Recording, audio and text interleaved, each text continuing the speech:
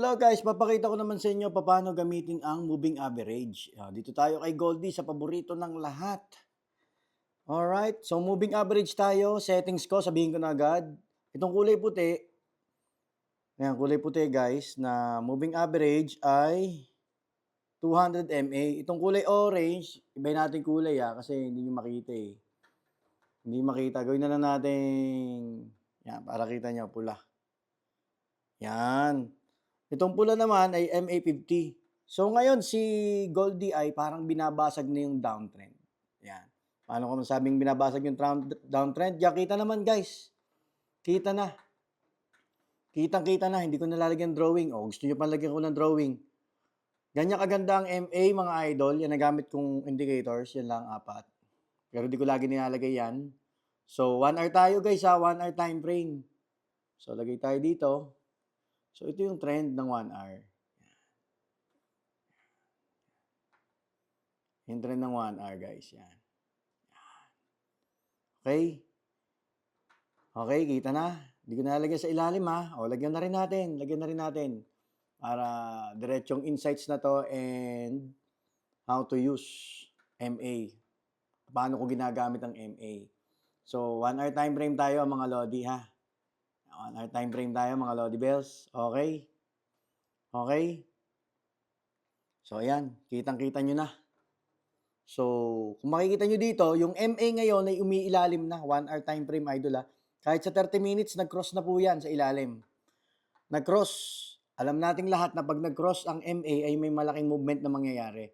Kapag nag-cross to sa ilalim, tulad nito, 30 minutes, potential, hindi ko sinasabing confirm agad, potential, nasa pataas siya pupunta. 30 minutes to Yan. Pag sa ibabaw naman nag-cross, sa pababa siya pupunta. Kung ang 200 MA ay nasa ibaba at nasa ibabaw yung 50 MA, nagpapakita ng bullish. Bullish momentum. Okay, 1 hour tayo. Sa 1 hour naman mga idol, ayan, nabasag nga po yung downtrend sa ngayon. Kung makikita nyo, dito downtrend, nag-cross sa ibabaw. Kung makikita nyo, yan, nag-cross sa ibabaw. Meaning babagsak dapat. Pero, ayun nga, kaya may trend tayo, price action, nag-bounce dito sa area na to. Lagyan natin ayan. Nang malakas na demand zone, nag-bounce dito. Tapos, dito ni-reject sa area na to. Yan kita niyo yan. Reject sa area na yan. Pero dahil sa MA, nakita natin na, okay, nag-form na talaga ng new demand zone dito sa area na to. Yan. Breakdown, tapos breakout, bumaba ulit. May-respect na tong area na to na nag-breakout siya. Ito. So, naging demand zone, kaya nag-bounce dito sa area na to, umangat. At nakikita natin sa moving average, talagang mukhang magbabago na ang direksyon niya ni Goldie. Okay? Sa 4 hours, medyo alanganin pa mga Lodi. 4 hours. Sa 4 hours, pwede pa siyang, tulad niyan, sa 4 hours time frame, dito, pwede siyang ma-reject sa 3340. Okay? So, gets nyo na. Kapag ang MA ay nasa ilalim, tulad, hanap tayo ng mahabang, kasi pag nag-cross sa ilalim yan, mahabang uptrend yan, tulad nito. Makikita nyo guys. Nag-cross dito. Dito. Dito pala nag-cross na. Sa 2.6. Ano nangyari? Tingnan nyo guys. Umangat na ng umangat. Yes, nababa. Correction, pero umangat na ng umangat. Nag-uptrend siya. Tapos nag-cross dito sa ibabaw, mga Lodi, Nag-cross naman sa ibabaw, bumaba.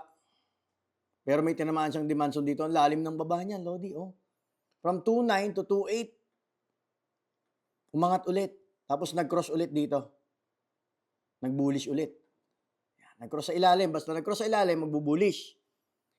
Pag nag-cross sa ibabaw, magbe-bearish. Yan, tulad dito. So, kita nyo. Nag-cross ulit. Nag-cross ulit dito.